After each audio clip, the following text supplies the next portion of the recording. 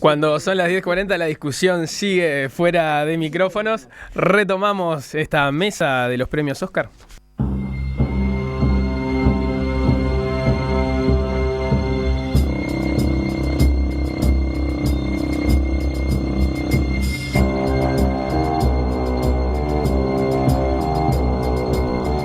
Además de las 4 categorías principales, si se puede decir, que analizamos en esta primera parte de la mesa, se entregaron otros 20 premios. Por ejemplo, la banda sonora que estamos escuchando, que es de la película Los 8 más odiados de Quentin Tarantino. La música fue compuesta por el italiano Ennio Morricone, que consiguió su primer Oscar en competencia luego de 6 nominaciones. Este dato me sorprendió. Yo pensé que ya había ganado. Ustedes deben saber mucho más, pero es increíble lo que hace él. Por ejemplo, ese surrealismo lleno de polvo y esos silbidos solitarios, que él siempre se indigna porque dice que en realidad musicalizó 30 western y en 500 películas, ¿no? Sí, Estuvo en Sostiene Pereira, en Cinema Paradiso, en Teorema de Pasolini.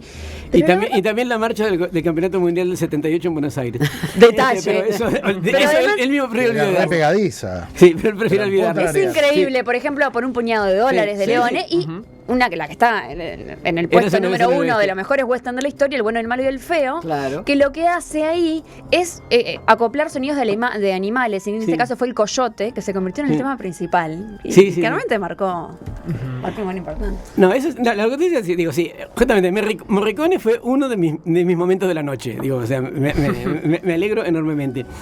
El otro momento que quizás valga la pena destacar entre los Óscares secundarios, pero ahí volvamos a actores, había alguna gente enojada en las páginas web porque afortunadamente Sylvester Stallone no ganó el Oscar a mejor actor. Y alguno preguntaba, ¿quién es Mark Rylance? Es muy fácil, Mark Rylance es el mejor de los 5 actores candidatos al Oscar de año de lejos. No. A ver, ¿quién Tom es? Hardy. O Ruffalo. En esta película Tom Hardy, entre lo que hace Tom Hardy en El Renacido y lo que hace Rylance compite en Puente Tom de Espías, Hardy, ahí lo lamento. Yo ahí discrepo, por Dios. Yo aposté por Rylance desde el principio. Yo por Ruffalo. No. Bueno, pero no, justifiquen. Mark Rylance está muy bien, ¿no? Rylance Pero no voy a meter algún tipo que está muy bien, pero Tom Hardy, ¡epa! Cuidadito, señor. Pero vuelvo a lo de hoy. Hardy está muy bien, pero está bien. Está bien, podríamos discutirlo largamente. Pero lo que yo me refiero es otra cosa. Mirá que lo de Rylance además tiene, si querés, un interés particular, porque es el único personaje secundario interesante de una película donde los demás personajes secundarios son caricaturas. Rylance se las arregla. Sí. A ver, repasemos los nominados entonces en esa categoría. ¿No? Estaban Christian Bale por La gran apuesta. No, habla por teléfono. El momento Oscar es hablando por teléfono. Y es Ruffalo. Ahí es Ruffalo. Tom Hardy por El Renacido. Impresionante. Mark Ruffalo por Spotlight. Mark Rylance, que fue quien ganó por El Puente de los Espías. Y Sylvester Stallone por Creed, La leyenda de Rocky. A mí me llamó la atención que se haya generado esa movida. Pero ahora todos dicen que Stallone es un gran actor. No, es un carepiedra, por Dios. Un Oscar antes que se muera, una cosa así debe ser. Porque capaz se va a morir por los anabólicos que se mete, no sé. Ahí recordemos que también hay un elemento nostálgico que es casi inevitable. Stallone empezó su carrera, había hecho algunas cositas antes, pero digamos, saltó a la notoriedad interpretando a Rocky Balboa en Rocky hace 40 años. ¿Qué película ganó? Mejor película y mejor director. Él no ganó, aunque fue candidato al Oscar ese año, como actor y como guionista. Y termina siendo candidato nuevamente 40 años después por volver a ser de Rocky Balboa, aunque sea como entrenador y no como boxeador. Ahí opera el componente nostálgico, afectivo. Ya de por sí, en 1976 fue un escándalo que Rocky le ganara a Taxi Driver. Claro. O sea que ya si nos ponemos a rezongar... Tendría que pagar por eso toda la vida. Exacto. Ya el Globo de Oro fue una exageración. Me parece simpático que le hayan hecho incluso que los Razzie le hayan dado un Razzie de redención. Perdón, yo quiero salir. No perdamos más el tiempo de hablar de este señor. Sí. Quiero reivindicarme más a Tom Hardy. Tú decías Tom Hardy es muy bueno. Pero el personaje de Tom Hardy, el personaje que tiene que interpretar en El Renacido, es un tipo de una complejidad y una brutalidad mucho más interesante de lo que parece. Al principio parece un antagonista puro y duro, es el malo, digamos. Villano. No, ese es el personaje personaje real, de esa época real, de carne y hueso real, que está ahí por la plata y que tiene que hacer lo suyo para sobrevivir. Y además, la escena de la ardilla y 2 o 3 escenas más. No niego que esté muy bien. Digo simplemente que me cae mejor lo de Mark Rylance. A mí me cae muy bien también. Pero estamos dentro de... Claro, pero ahí voy. Quiero decir, estamos de acuerdo en que habérselo dado a Stallone hubiera sido un disparate. No, por suerte no. Habérselo dado a Rylance o haberlo dado a Tom Hardy, yo no me enojaba. No, incluso los otros. A mí me gusta Mark Ruffalo, es un buen actor. Pero no lo veo tanto. Por ponerse a llorisquear. Sí, acá no lo veo tanto. No seas mal. Sí, pero es el momento Oscar clavado. Se pone a llorisquear ahí, se pone mal.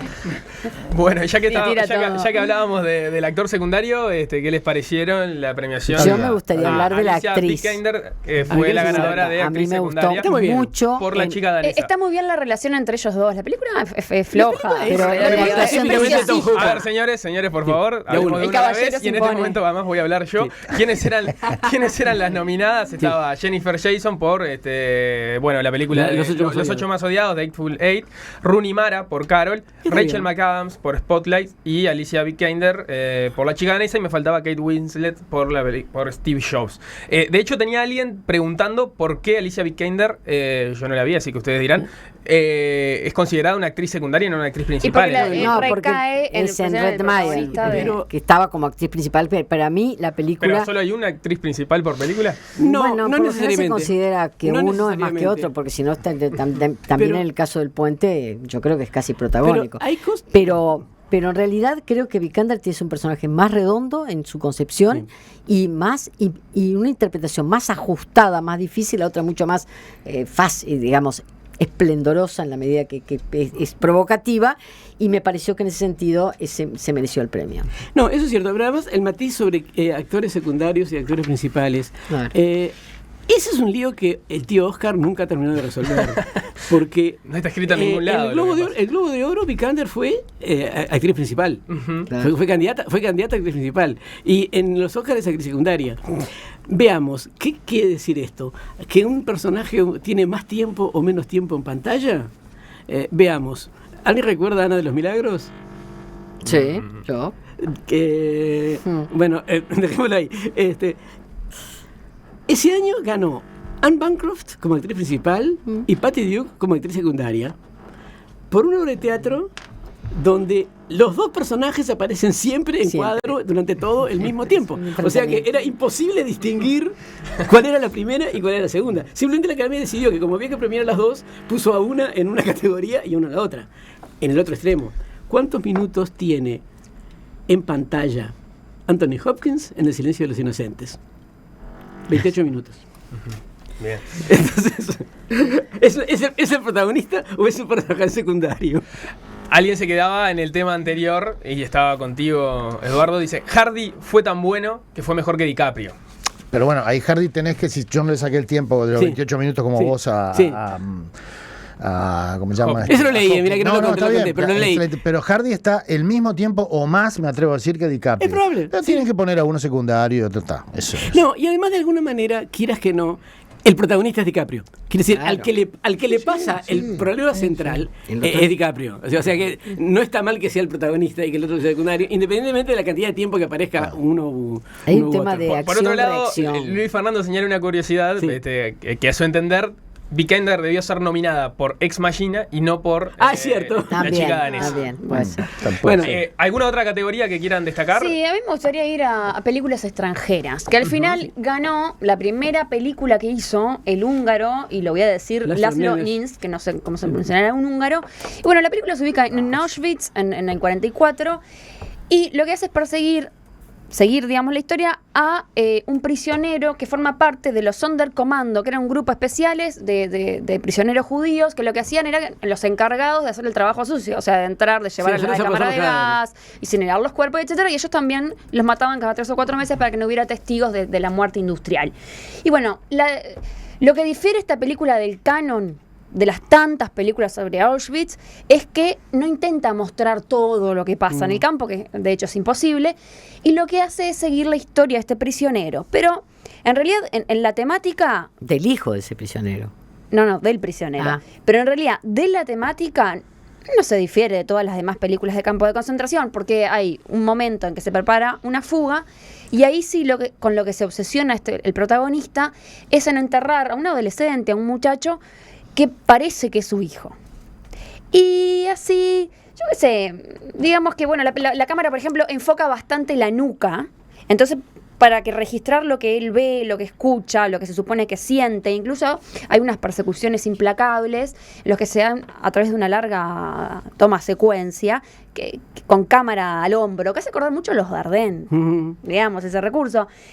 Pero en realidad, como apuesta, estaba otra que era Tiv, que es la película... Las otras películas nominadas fueron Award, que es una película danesa, El abrazo de la serpiente, colombiana, Mustang, de Francia, turca, y Tiv, que era jordana. Sí. Tres de ellas las comentamos aquí en la mesa del tiempo libre. Realmente una joya del cine, es un descubrimiento porque cruzaba el western, lo psicológico, la iniciación de una de las últimas tribus beduinas del desierto de Jordania, interpretado por ellos mismos, y que realmente fue una revelación atronadora. Tribus beduinas versus holocausto pierde tribus beduinas por goleada, ¿no? Eso como tema siempre. No, todos los temas pierden. Bueno, estaba lo caso de la serpiente, que mostraba que cómo la colonización saca lo peor de los dos mundos. Había una cuestión de rescate y de enseñarle al blanco esa cultura. Después estaba Mustang, que era un retrato interesante de Turquía, de la sociedad patriarcal y cómo una yo en eso estoy de acuerdo de las tres estoy lejos, porque son las que vi, no vi la del holocausto y no vi la danesa. Bueno, el Tiv para mí es un peliculón absoluto. Yo lo hubiera elegido. ¿Tenés un aporte? Escribinos a enperspectiva@enperspectiva.net o envía un mensaje de texto al 55511. Costo del SMS, 6 pesos impuestos incluidos. Pero basta, dejemos de hablar de cine y hablemos de lo que realmente importa. Después de la tanda les contamos qué les pareció la ceremonia de entrega de los premios.